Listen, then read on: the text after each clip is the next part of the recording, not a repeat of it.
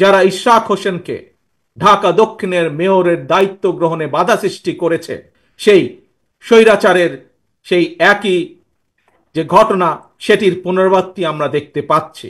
ইশরাকের ক্ষমতা গ্রহণ বা ইশরাকের শপথ গ্রহণে বাধা সৃষ্টি করে আজ আমরা আবারও স্বৈরাচারী মানসিকতার বহিঃপ্রকাশ দেখতে পাচ্ছি।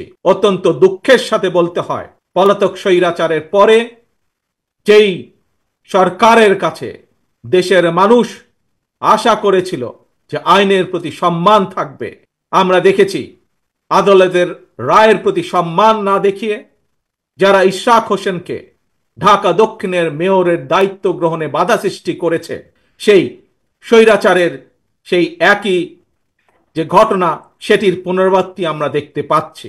আমার আজকে জিজ্ঞাসা, যারা আইনের প্রতি শ্রদ্ধা দেখায় না, যারা আদালতের নির্দেশকে অবজ্ঞা করে, তাদের কাছ থেকে আমরা কতটুকু সংস্কার আশা করতে পারি? প্রিয় সমাবেশ, আমি প্রায় একটি কথা বলি, পুঁথিগত সংস্কারের চেয়ে ব্যক্তি মানসিকতার সংস্কার অনেক বেশি জরুরি।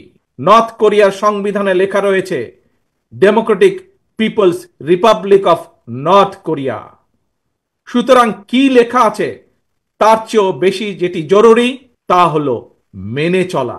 ইশরাকের ক্ষমতা গ্রহণ বা ইশরাকের শপথ গ্রহণে বাধা সৃষ্টি করে আজ আমরা আবারও স্বৈরাচারী মানসিকতার বহিঃপ্রকাশ দেখতে পাচ্ছি। প্রিয় তরুণ প্রজন্মের ভাই বোনেরা, নিরপেক্ষতা এবং বিশ্বাসযোগ্যতাই কিন্তু অন্তর্বর্তীকালীন সরকারের প্রধান পুঁজি।